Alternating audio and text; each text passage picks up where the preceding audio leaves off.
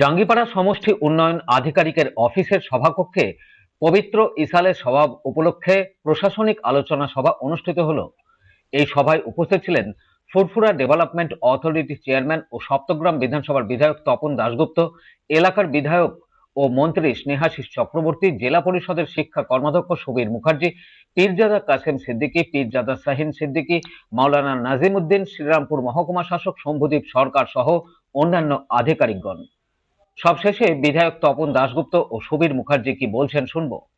ইসালের সালটা আমাদের প্রতি বছরই ভালো হয়, এবার যাতে আরও ভালো হয় তার জন্য আলোচনা হলো। আমি আশা রাখি যে প্রতিবার ফুরফুরা শরীফ রাজ্য সরকার যেভাবে সাহায্য করে, এবছর রাজ্যের মুখ্যমন্ত্রী সেভাবে সাহায্য করছেন এবং করবেন এবং ভালো মতো পরিবহন ব্যবস্থার ক্ষেত্রে টোটালটাই করা আছে। সিসিটিভি থেকে শুরু করে জলের বন্দোবস্ত, ল্যাট্রিনের বন্দোবস্ত টোটালটাই করা হয়েছে।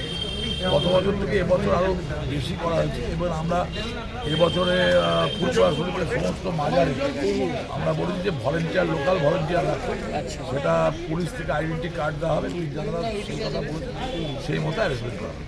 আলোর পর্যাপ্ত ব্যবস্থা টোটালটা। জাঙ্গিপাড়া থেকে রাজেশ দেবনাথের রিপোর্ট, খবর নিউজ 6।